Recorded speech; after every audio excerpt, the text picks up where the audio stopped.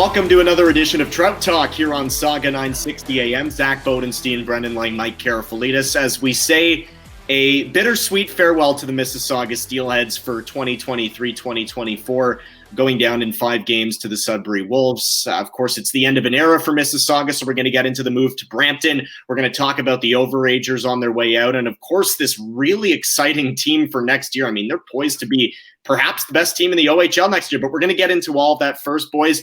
First off, how are you guys doing? It's been a week or so since the season ended. Yeah, I'm doing all right. Hey, just kind of stinks that Steelheads are out first. We didn't expect them to be out so quickly, but at the same time, we didn't expect the Steelheads to go this far. So kind of a good ending, I guess you could say. But no, everything's good, and just gonna watch the rest of the playoffs here and get ready for the summer.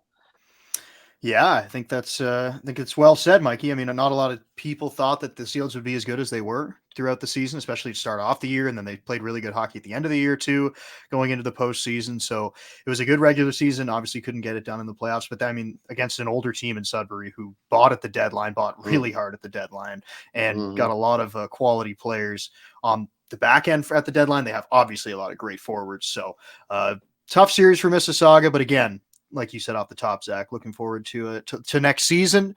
For me, not much going on, but today was the start of the Masters, so I have been locked in on the TV watching golf. I think right now Bryson DeChambeau's in first place. Scotty Scheffler's up there, so it's always good to me, the Masters, and I really just started getting into golf probably about 2 years ago, but always around the time of the Masters, even when I wasn't a huge golf fan, it was like the sign of spring. Spring's here. It's always around that time, kind of around the same time opening day for Major League Baseball happens, and it's like weather's starting to get warmer and all that. It was actually pretty nice this week, not today, but yeah, everything's sort of going in that direction. So good times, even though the Mississauga Steelheads are out of the playoffs.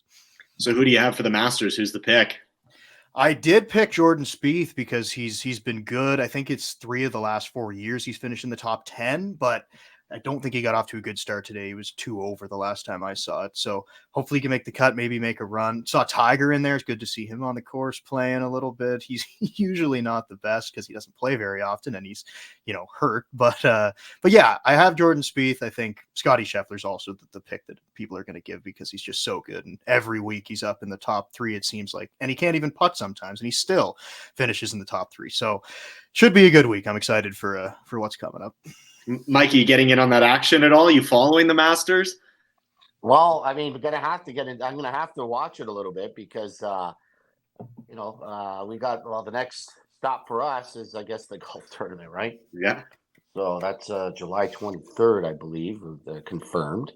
And I watch it at the end. I like to watch, the 2 guys, whoever's going to be at the end and stuff like that. I'm not like glued to it 100%, but I like it. I like it because I want to get into it and get out to the driving range this year and kick all your butts this year. So I have to say July 23rd. So that's Steelheads golf tournament. But yeah, it's all right. Yeah, I like it. Sure. And with your new clubs too. Remember, you got those just before the last golf tournament. I was mad last year. They made me mad last year. Every time I tried to drive the ball with my new club, and it was fine over at the driving range, up near my house or whatever. Then when I get to over there, then it's like it's not going right. It's not going straight up. Whatever. I had a good first shot, then after that, terrible. Water. So I got to work on that stuff. I know, right? I lost. The guys are saying, "Oh, there's another one." I'm like, "Oh yeah, thanks, dude." I must have lost 15 balls that day. I was absolutely brutal in the last Mississauga Steelheads golf tournament. It was embarrassing. It really was.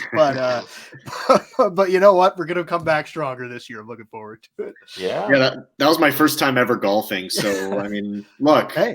I had no idea what to expect, guys. Remember, I thought 18 holes would take an hour and a half. It did not take an hour and a half. Spoiler. Oh. Hey, you hit the winning putt, though. Yeah. I do remember that. So yeah, I did. I beat Jack Ivankovic with the winning putt. It was the only thing I contributed to my team, so that was nice. How long was it last year? 9-3? Yeah, something like that. Out there, yeah. 8? And then we got that buffet. Yeah. So it was 3 to 6. Oh, man, that was a long day. Yeah. That was a It was good. It was a good day though. Yeah, so Yeah. looking forward to that. That should be good. too. So let's we'll get out to the course 3, whatever, whoever Yeah. wants to go and whatever. So Yeah. Okay. So July 23rd, we've got that circled in. Steelheads Yes. alumni, current players, coaches, season ticket holders. It's always a great event. So July 23rd. And that is going to be because we're after tonight. Well, this is our last episode of Trout Talk for the season. So that's going to be our first episode of Trout Talk for next season. Yep. Right there that day. So we are going live on location that day, right? That'll be nice. So we were told. Yeah. So Yep. There you go. July 23rd.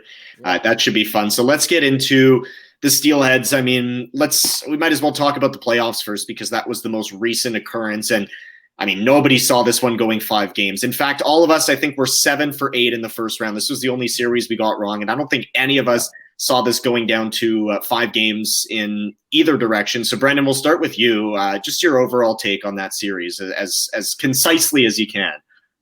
Yeah, I mean, it's tough. I feel like a lot of the games kind of had similar feels to them, except for the first one. I think the first one kind of you can exclude from the rest of the series. To me, like the Steelheads got outplayed in the first game, and they just maybe came out a little bit flat in that one. But for games 2, 3, 4, and 5, you think about game 2. I mean, they held, I think it was 2-goal leads at different points, allowed Sudbury to come back and win those games.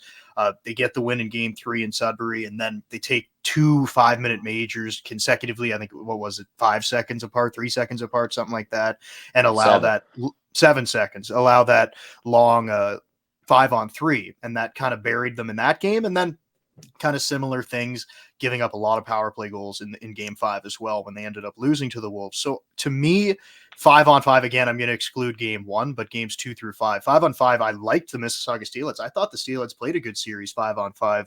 The goaltending was really good. Leanders was great at the start of the series. Obviously, he gets hurt, and Ivan Kovic doesn't miss a beat. He comes in, plays really well. And again, just 5-on-5, I liked the team. I liked the way they played. Just all year we talked about the discipline, and it came back to bite them a little bit in the playoffs.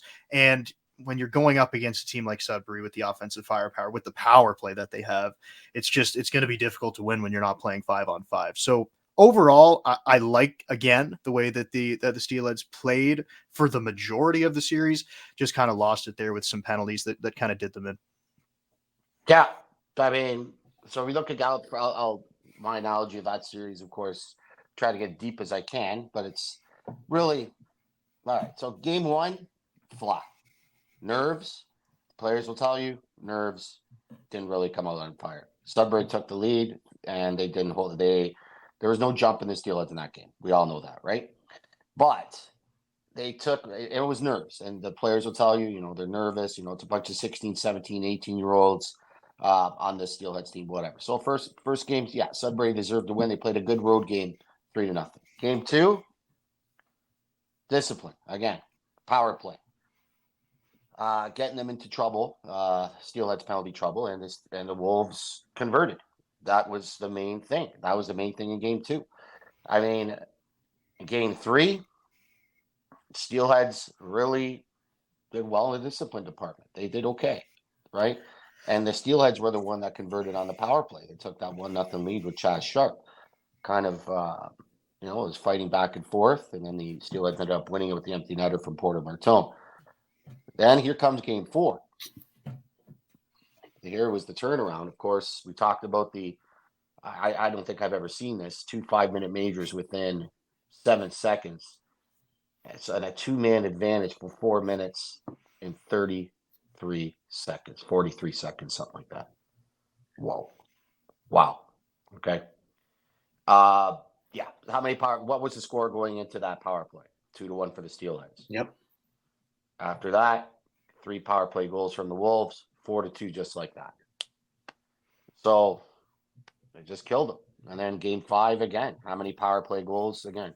4. 4 Right. Power play goals for Sudbury. Mm-hmm. Now, I look at it this way. For a team, the Sudbury Wolves, yeah, they loaded up at the trade deadline. They picked up guys, whatever. They picked up Donovan McCoy. They picked up Giroux. Van Vliet. Van Vliet. Who else did they pick up? Help me out here. Okay, so they picked up DeAngelis at the beginning of the season. So I'm looking at the moves that they made with the firepower that they have up front with Goyette and company. This Steelheads team, 16, 17, 18-year-olds. Okay, a couple 19-year-olds sprinkled in, and the 3 overagers. Right. This young team, in my opinion, outplayed this Wolves team 5-on-5. No doubt in my mind. No doubt in my mind. But more heart. They played better. They played great discipline when it was 5-on-5. Outplayed them, outworked them. If the Steelheads stayed out of the box, we're not talking this right now. End of story. Oh, no, there's no question. I mean, that was pretty much the narrative all season. That's the turning point in the series for me. Like the first game, I will admit, Sudbury's I've never seen a structure the way I've never seen Sudbury play as structured as they did in game 1. We did not have a single challenging shot, and a single slot shot, single rebound chance on Vondras. Credit to them. They played really well in game 1. That's exactly how they needed to play all year, and that's how they need to play if they're going to win it all, because they can score, but it's about keeping the puck out of their net. Their goaltender has not been any convincing by any means all year. Game 2, I really like the Steelheads' effort. Same thing with game 3. You give up 8 power play goals combined in the last 2 games. That was the turning point in the series. When you're up 2-1, you take 2 majors in 7 seconds, and they're 2 defensemen, so you're down to 4D for the rest of the series. Credit to Luke Dragusica, because the last 2 games of the series, I mean, I'm excited for what he's going to bring in 24-25 based on that alone. But that really did them in. I mean, how are you going to recover from that? You're already down in the series. They needed to tie that series up. They had a really good chance to do it. And again, they had a chance to win 4 of those 5 games. They won 1 of them. Unfortunately, though, they just were on the wrong end of it. And that happens in a series. But you talk about the experience, 16, 17, 8-year-olds against a lot of 19-year-olds. That is a really experienced Sudbury team. A lot of them drafted or signed to deals. The Steelheads have 1 guy part of an NHL property. That's going to change in the summer, but I mean, that's the case right now. So this team wasn't expected to do much this year, and they were right there. 2 regulation losses in the last 20 games. I mean, they were right there in the East. They were right there. They played them hard. 5-on-5. The Steelheads were the better team against the Sudbury Wolves. I'll keep saying this to everybody. I don't care what and we all agree on this. The 5-on-5, the Steelheads were the better team, and that's all. That's it. Yeah, I think it was 13, 11 or 13 19-year-olds on Sudbury, along with their 3 overagers. Mississauga Steelheads next year. Mississauga Steelheads have 1 19-year-old, and that's Stevie Lescavar, and he was out for the last game after getting suspended. So, I mean, you just see the age difference there. And remember talking to James Richmond, and obviously we know this, but when you hear, you have a 16-year-old, 17-year-old going up against a 19, 20-year-old, the 16 or 17-year-old might be better than them, but it's just they're not as strong. So it's kind of an unfair matchup in that sense. So again, as these players get older, you just said it, Zach, a lot of these guys, I think 3, 4, even 5 of them could become NHL property after this upcoming draft. So again, it'll be a different story going to next year. Sure, there needs to be some moves. There's 2 overage spots that are going to be open that I'm sure they're going to look to address. Maybe some more 19-year-olds. Who knows the direction that they go in? But again, it's just the experience levels were drastically different.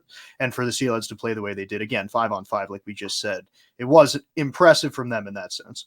And a massively skilled team. The Sudbury Wolves, just full of skill. I mean, my goodness, right? And that's it. I mean, 5-on-5, way better team. I'm going to keep saying it. This is a recording.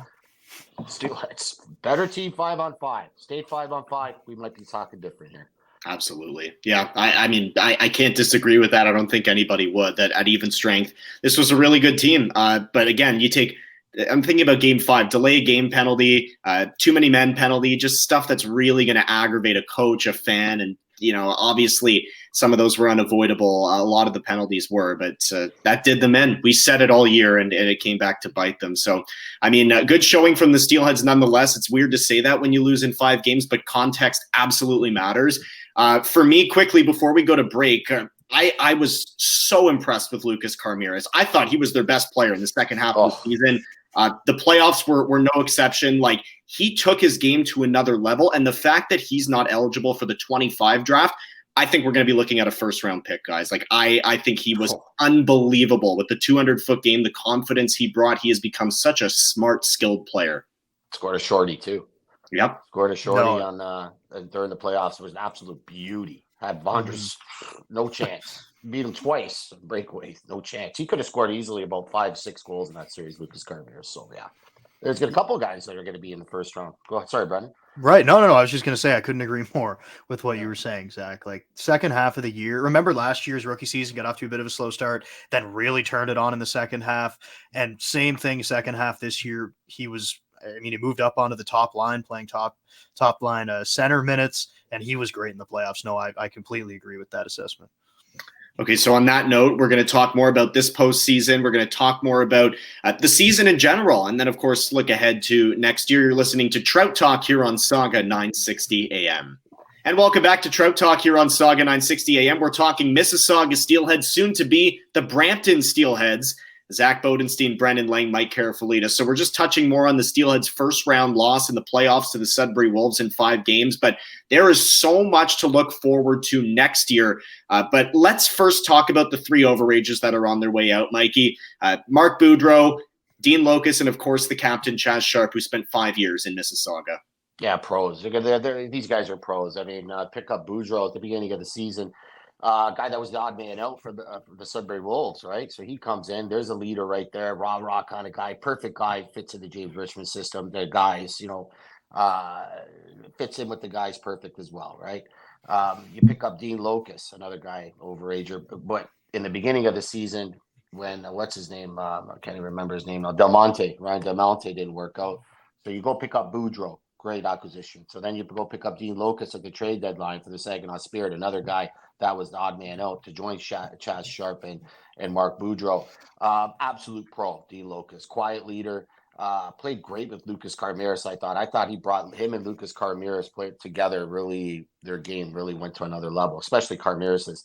But all pros, and they're going to be well missed. And Chaz Sharp, probably one of the best captains I've ever seen. He's really, really good, quiet guy. Not well, whatever. But yeah, he's they're going to be well missed. All pros, and those guys got big things ahead.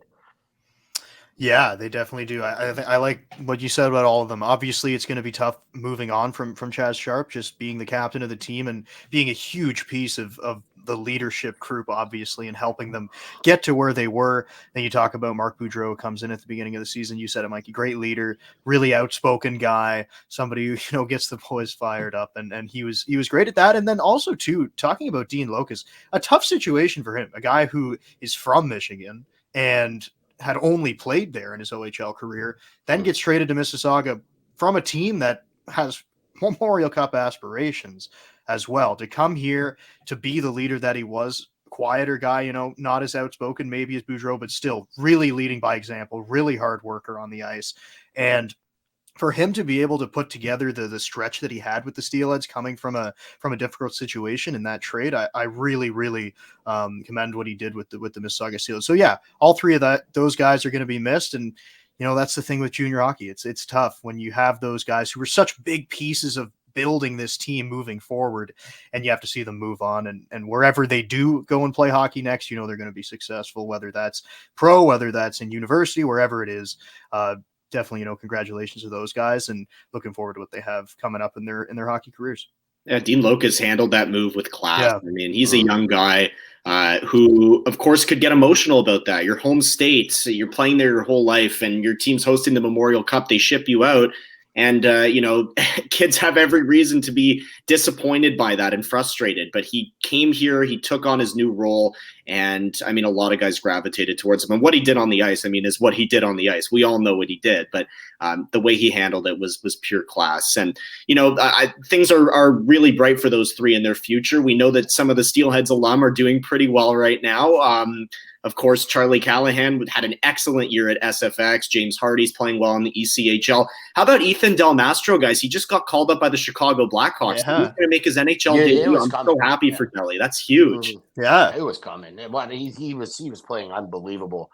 AHL All-Star. Yeah, for in the American Hockey League. He was dominant in the World Juniors. He was dominant as a defenseman in the Ontario Hockey League.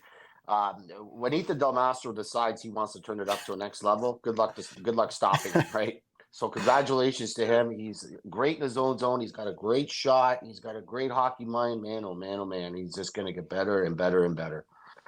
Yeah, when he played for Mississauga, even in the World Juniors as well, but when he played for the Steelheads, he was one guy, and I don't know if I've ever really seen this, but he would just, if he decided that you weren't going to score, you just wouldn't. Like he was just like, you know what, No this shift, chance. nobody's getting to the net, and they No, just wouldn't exactly. get to the net. Like Yeah. he, like you just said, he could turn it on. When he turned it on, he was a dominant defenseman. So really excited to see what he's going to be able to do in the NHL. Obviously, great time in the AHL, being an all-star.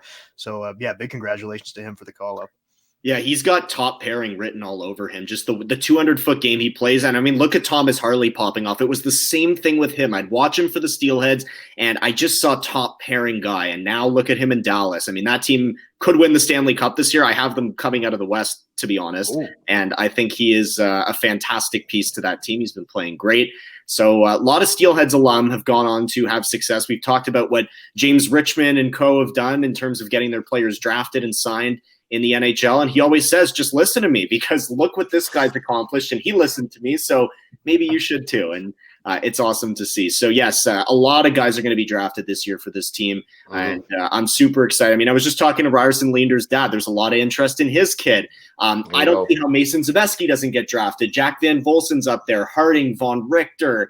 I mean, they've got so many guys eligible. And then in 25, Carmiris, Martone. I mean, it's endless. This team is going to be a wagon to come.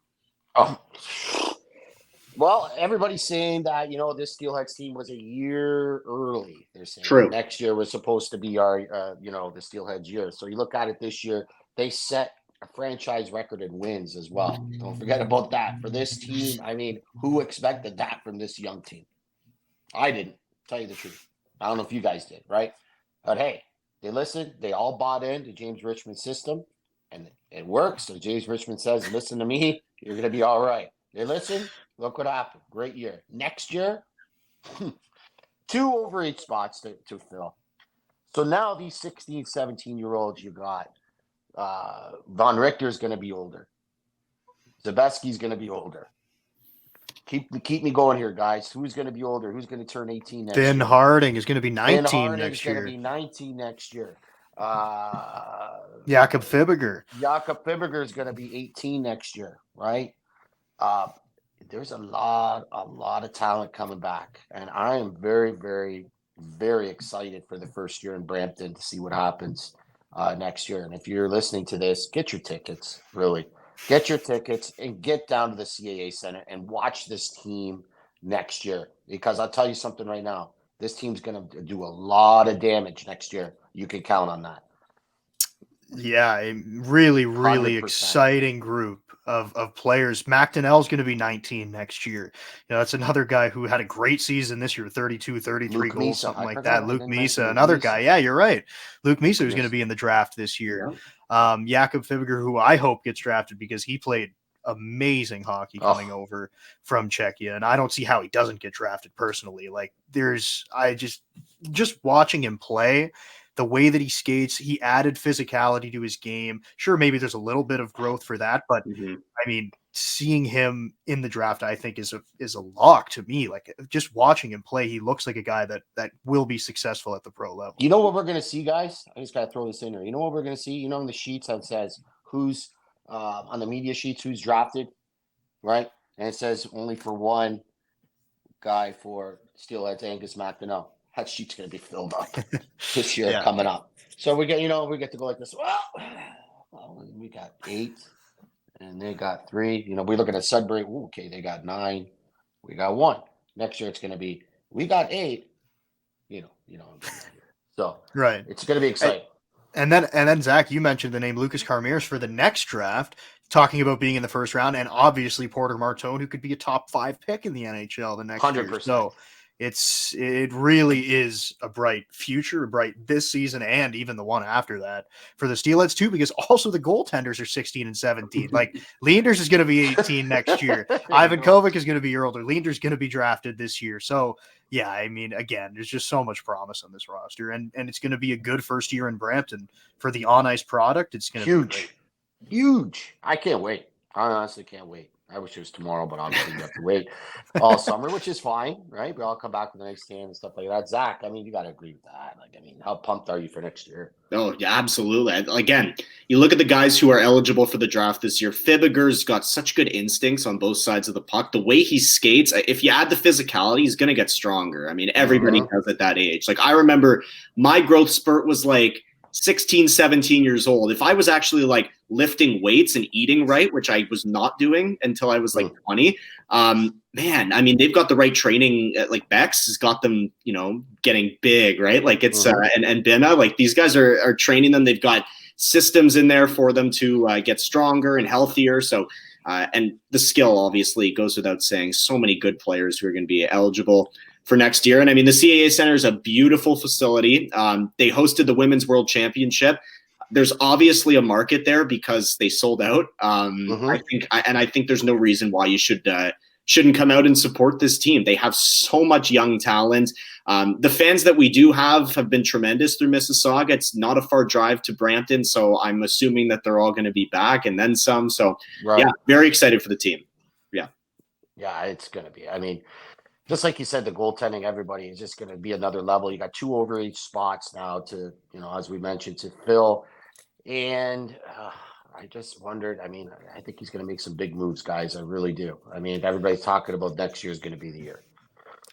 Yeah, I mean, even talking to him, I mean, I don't want to necessarily speculate on what the moves would be or trades and that kind of stuff. But we don't know. We just hope. No. Yeah, we definitely don't know. But even just talking to him, we kind of got that sense where it's like he mentioned to us, we have those 2 overage spots open. We're going to need to get some more 19-year-olds on the roster. Like he did mention these things. So it'll be an interesting offseason. I know you said you can't wait for the season, Mikey, but I can't wait for the offseason too to kind of see what kind of moves he's going to make to build the team. And one more spot that needs to be filled is the import spot as well, guys. Don't forget. Right. So they got Freddie Galvis. What the heck, Freddie Galvis? Thomas Galvis. Tomasz. Tomasz. Yes. Okay, excuse Freddie Galvis. Yeah, he's. Anyways. Tomasz Galvis is playing for the Czechs at the U18s too, so we can get another look at him. And I mean, the Steelheads still own his rights, so that's a possibility too. We'll see. We'll see what they do with the import draft is going to be very interesting to me. If the Steelheads pass, to me, then maybe it looks like Galvis is coming. If the Steelheads don't pass, then I think that then obviously, in my opinion, then Galvis isn't going to come. So we'll see. That'll be interesting too. So they got a lot of spots to fill, but he's going to fill them with good players and guys that fit his system. Oh man, I can't wait.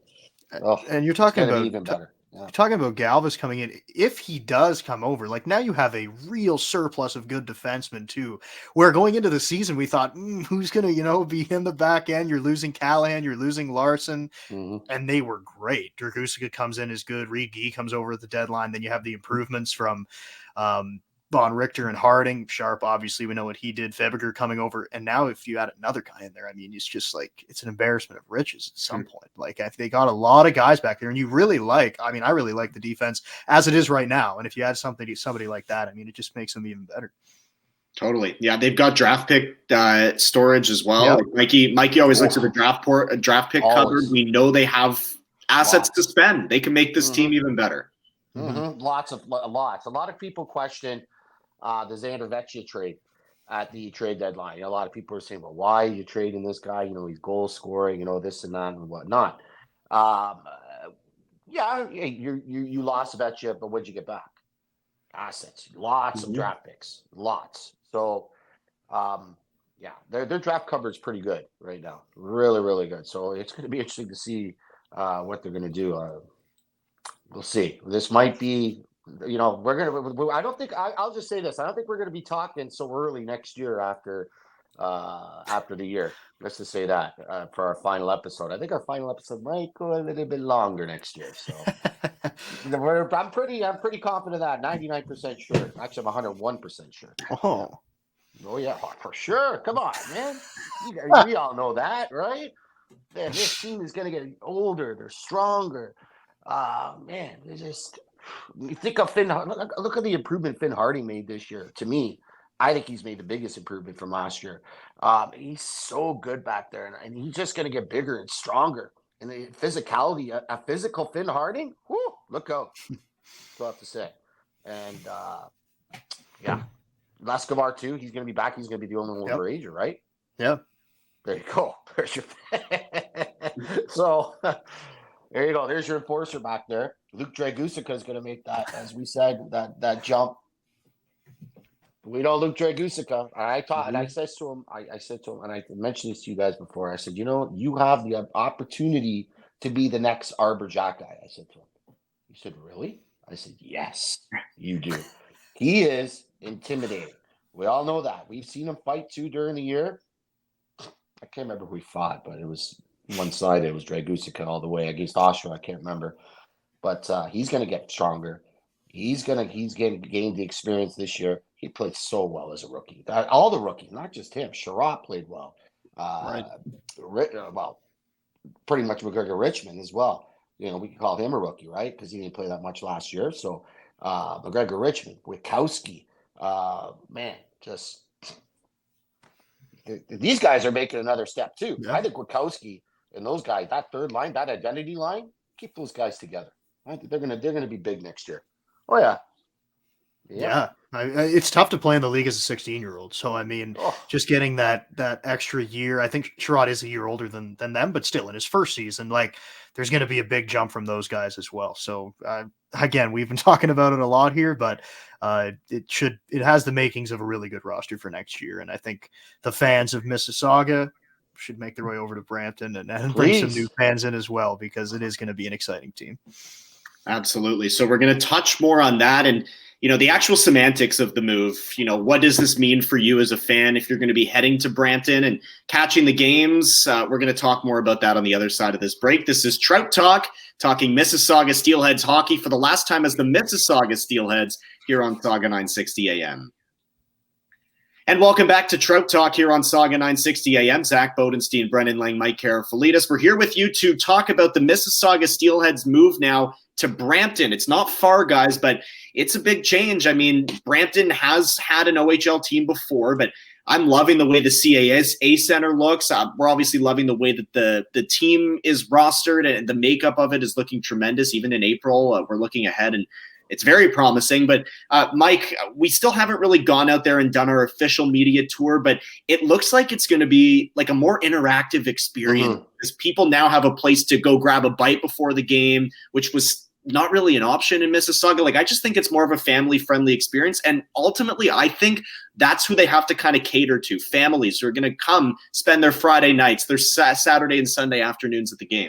Yeah, I mean, we had Elliot Kerr on, and we talked to Elliot off the air and stuff like that, and he's been very adamant and very just pumped up about the new restaurant, the new setting. They're going to have a restaurant there, new facilities for the guys too, for the team, and apparently it's first class facilities, right? Yeah. And the mayor at the Brampton, he's put a lot of money into this as well. So Patrick Brown's all in. So. Nice to see that as well, but the owner is very, very excited. Elliot Kerr, great guy. Top notch as far as I'm concerned. My goodness, and he's so excited for next year, for the facilities, for the restaurant, for the whole team, for the whole experience, for the family, and that's what he's talking about, making the experience better. Yeah, I like that you said that, Zach. Kind of catering to that family aspect. I think catering to that, also catering to minor hockey as well. There's a lot of minor hockey in Brampton, Caledon around there as well. There's a lot of minor hockey, and Mississauga. It's still part of it. Yes, they are moving from Mississauga, but in the Peel region, it is. It's still really close. I think the rink's a 5-minute drive, 10-minute drive from each other. So we talk about going to have to drive 5 more minutes more. No, I'm telling you, it's a shorter drive than Mississauga. It's crazy. It's crazy. So, ladies and gentlemen, it's a joke. We joke around with Brendan Lang. So Brendan lives maybe about 10 minutes away from the arena, Brendan? 7-minute drive. 10 minutes. Yeah, something like that. So now you're going the other way, and what's that? Another 5 for you? No. I've timed it out. It takes 8 minutes for me to drive to the new rink. So it's I can go both ways. I've played it both. Well, I timed everything else very short. So one way, the other way. It's 4:10, 4:03. But anyway, yeah. Anyway, just want to say that's Yeah, why we that's love what- yeah, Brother Lang about it, because right. he's the closest. So. Right. But I'm just saying, like, for me, even like living in Mississauga, it's still the same distance. So we talk about fans coming out, like, it's still That's gonna what I'm be trying close. to say. Like, So get right, over exactly. that. Yeah. Right, exactly. And just still kind of course, you're catering to the Brampton market because that's where you are now, but there's still other, places around that you can draw from as well. It's not like it's just one isolated spot that you're going to be trying to get fans from. Yeah, I think location honestly was just like iffy in Mississauga. Iceland and what was Hershey Center, now it's Paramount Fine Food Center. My parents were driving me where I was like, oh, this is in the middle of nowhere. But I remember playing a silver stick tournament at CAA, which was Powerade Center at the time. I was like, this is the coolest facility. And Mike, I love that you mentioned the player facilities, because I mean, we were talking about this at the last game, how the players, the ones that aren't in school, especially, they're spending all their days at the rink. So it's so important for them to have, luxuries at the rink. And Stevie Lescovar's dad actually was telling us how fired up all the players are because they love this new rink. There's a lot of like cool lounges for them. I think, morale, like it's important to enjoy where you work, right? Like it's going to be well, sure. Yeah, absolutely. So, I mean, we haven't been down there yet, but we talked to some people in the organization. They're talking about how the broadcast position is kind of like a Guelph. We're going to be like right there, and Guelph is like primo. Perfect. I mean, you're like, boop. Zach, so we did the game there this year. Unbelievable. So I'm looking forward to the broadcast position. I'm looking forward to seeing all that stuff, the facilities, the restaurant. Hey, I might even hang out there after a Friday night game, right? Instead of going home, I'm going to go right down to the restaurant, right? Hey, guys, let's go have something to eat, right? Or whatever. Yeah, so we'll have Mikey K autograph session down at the restaurant. Autograph session, yeah. Me and never mind. Oh, God. Did you see that? Yeah. No, I didn't see it, actually. Okay. Oh, man. Oh, boy. And nothing changes on our end too. We're still doing all the games home and away. It's going to be more or less the same. It is a quick drive up the road, but I think there are little things that make this move make so much sense. And again, for all the reasons we just mentioned, that's part of it. I obviously would like to see the team move back to 2:00 starts. I think they make more sense than 4:00 starts. I don't know if that's going to change. We'll see. I mean, the Friday nights got to stay. Yeah, I think they will. I think that's probably a staple. Keep the Friday nights, and Zach, I'm with you. Sorry to cut you off. I'm there. I'm there in that 2:00 start on Sunday. Don't make it to 4:00 because 4:00 it seemed like whatever. Yeah, so I'm with the 2:00 starts on Sunday, guaranteed. Yeah, super excited. We're gonna have to go check out the rink as well, just as a media person, because the last time I was there was I think I was a player. Like, I mean, I was playing minor hockey. It was a silver stick tournament. And I was just like, this place is so cool. I thought it was cooler than Hershey Paramount Fine Food Center, to be honest with you. I can say that now. But I do think it was super nice. I think the capacity is a little bit smaller, like it's more intimate. But like I said, they did so well during the Women's World Championship. Brendan, I'm excited to see how it flourishes. Yeah, I'm excited too. I was looking. I think the capacity is the same. Like it says 5,000. I think it's 5. Yeah, it says 5. I know there's no seats on one of the ends, so I don't know. Yeah, so I'm not sure if maybe it's up higher. I don't know. Again, like you just said, I haven't been there in probably 10 years since I was playing hockey. But yeah, again, I would like for all of us to get out there soon to kind of check it out, and again, so we can kind of get a better idea of what the broadcast booth looks like. I mean, I've seen pictures of it, and I did go to games when they were the Brampton Battalion, but I don't remember. I wasn't very old, so I can't remember where the press box was situated. But yeah, still, I'd like to get down to the rink, and all signs are pointing towards it being a really nice facility. So, just looking forward to that, and yeah, should be good. Last time I was there was when my cousin played for the Ice Dogs, and they played against Mississauga Ice Dogs, and they played against the Brampton Battalion at the time. That's the last time I was there. I remember being very intimate too, and I really enjoyed it. I really enjoyed the atmosphere there. That's when they put the battalion, and they had the 1 minute left to ceasefire, which is now on North Bay now. That's right, and all that kind of stuff. The Sarge, but that was good. Hey, this is gonna be wild. This is gonna be wild, boys. Yeah. And for all the haters out there, stop hating. Get on board. I'll say that right now. Yeah. I haven't even paid attention to them. I don't know what they're saying. I'm just, I'm focused. I'm excited because it's a really good team on the ice. The facility's awesome. Even Tony Ambrosio's coming back as PA announcer. Like, it's all the same deal. It's just going to be like a revamped version of this team, both on the ice and off the ice. So very excited for that. Very excited to see what kind of food we get as press. We'll see if that changes. Yeah, see if there's any difference there. Just kind of building on what you were saying, though, Zach. It is good to see, everybody, like all the staff is going to be moving as well. Like we talk about the broadcasting, but the coaching staff, a lot of the training staff, I think will be going over, like OHL equipment managers, OHL office officials. We get to sit beside in the press box all the time. Like we have our own spot now this time. Oh, okay. It's going to be different. Okay. But anyways, all those people are going to be moving on to Brampton as well. So that's another kind of cool thing about the move is that when you're not moving too far, nobody has to, drop anything and move somewhere. Like they're all kind of sticking around, and it seems like everybody's going to be back. So that's kind of a cool component to it as well. And it's all going to be here on Saga 960 AM too, right? 68 games, playoffs. It's all the same deal. It's just we're going to be saying Brampton instead of Mississauga, and the team is probably going to be a lot better even, which is very exciting too. How many mistakes do you think we're going to make this year in Brampton? But that's okay. It's going to be in the beginning, right? You're listening to Mississauga. Brampton. Excuse me, Brampton Steelheads hockey. How many mistakes? Brampton Steelheads hockey. How many mistakes do you think they made in North Bay when they moved? Now it might have been different though, because it's different people doing it, and they knew they were in North Bay, or Hamilton too. Oh, you're right. I don't know why. I said Hamilton. Many yeah, you did. I remember I hit you one time when you said yes, I do remember that. Leg, just for a joke. I do remember that. That was the school day game, and we were doing that one together.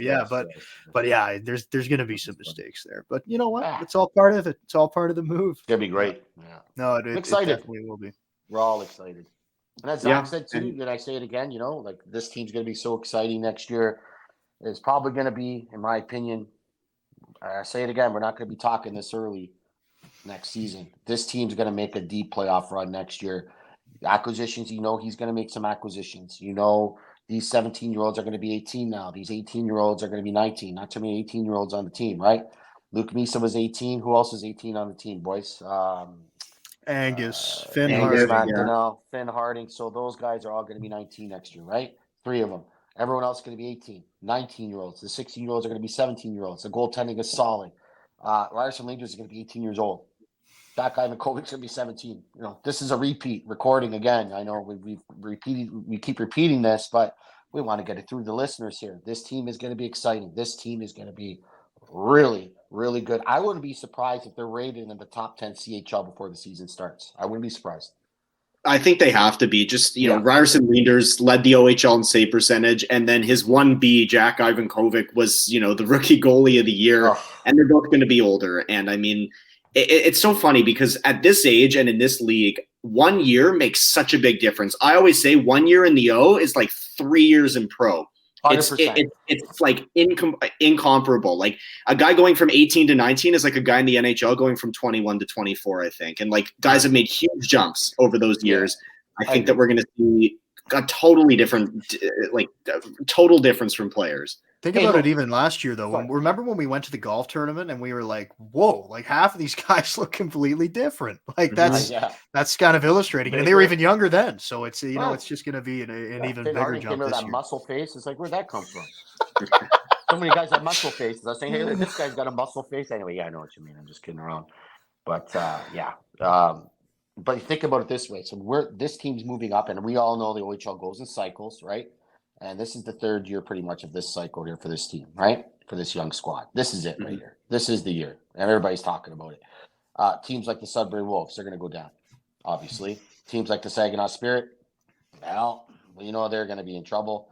Who else in the Eastern Conference? Who else are we looking at here, guys, that's up there? Oshawa Generals, they might be good next year. Kingston Frontenacs, they might be good next year. Other than that, I can't think of an Eastern Conference team. North Bay Battalion, they're going to drop big time. Big time. They're going for it this year. They have nothing in the draft cupboard. 0. Sudbury Wolves, 0. So there's 2 teams that are going to be out of it. Niagara Grace Dogs, I actually hope for the best for them next year. But no one's going to beat us in that Eastern Conference. You heard it here. Nobody. No Here's the last opinion I want to have on Trout Talk for this season, hockey related. The Steelheads have a lot of draft picks available. They also have a couple of spots up front. The Saginaw Spirit are going to have to unload to restock some picks. Michael Misa's Luke Misa's brother. Michael Misa's best friends with Porter Martone. Maybe if they want, we haven't seen the Steelheads make a buyer splash in quite some time. I think it's a possibility. I have no insider information here. Even if I did, James Richmond would never tell me anything because he never does. But Bill Belichick, I'm telling you, it makes sense. It just makes sense. I don't know. Could happen. Let's say, hey, I think we should just leave it at that. I think that's. I'm with you. No, you know, no, hey, I'm sorry. I'm not saying I disagree. I'm not saying Right. I disagree, but that would be a good one, and I think that's it's a good hockey possibility. That's a huge possibility. Can you imagine Michael Misa and Luke Misa on that same team? There's one spot. Oh my gosh! But you're gonna have to give up a lot for him, though. That's the thing. Yeah, of course. I mean, you're gonna have to give up. You have to get something to give up. Okay, so if you get Michael Misa, then what? I mean, there goes a lot of the draft capital. There's a lot of That's moves. the thing. And I have trust in James Richmond to figure it out. So that's the thing. Give him little trades here and there, and get little draft picks here. Okay, he's gonna. Like this is it, man, guys. This Brampton Steelheads team, get out and get your tickets. Brampton people, Mississauga people. We're still the same team, as Elliot Kerr says. We're just moving down the road. That's all. We're not moving 5 hours away. We're not moving to Cornwall. Sorry, Cornwall, not happening. They wanted this team. We're not moving to Chatham. Sorry, Chatham, not happening. We're just moving down the road. So it's get out there and get your tickets, Brampton people. And if anyone has life tips to end it off, go for it. Yeah, listen, next year. We got all 68 games next year right here in Saga 960 again, and we are excited. My life tip is life is too short. Get out there and support this team. Life is too short because I'll tell you right now, you're not going to see a team like this team is going to be next year for a long time. Maybe the next year after. These next 2 years are going to be key. But get out, get your tickets. Life's too short. Support the Steelheads team. Beautiful ending, Mikey. Beautiful way to end off our last Trout Talk of the season. I love it. All right, fellas. We'll be back. Tell the people when we'll be back there, Zach. Yep. July 23rd, we're going to be live on location. Do we know which course we're going to? I don't even know. Same as last year. Canadian. Okay, there we go. Where was it last? I don't even remember. It was in Milton, Royal Ontario. Yeah, Royal Ontario. Beautiful golf course. Beautiful. Very nice. Yes. Very nice. I think we're going at 7 or 8 o'clock in the morning, something like that. So anyway, wake up, boys. Yeah, boys. All right, fellas. It was a pleasure this year. Let's do it again next year, and it's going to be a lot of fun. It's going to be awesome. Yes, looking forward to it. All right, you're listening to Trout Talk. You're listening to Trout Talk on Saga 960 AM. The final episode is the Mississauga Steelheads. We'll see you in Brampton for 2024-2025.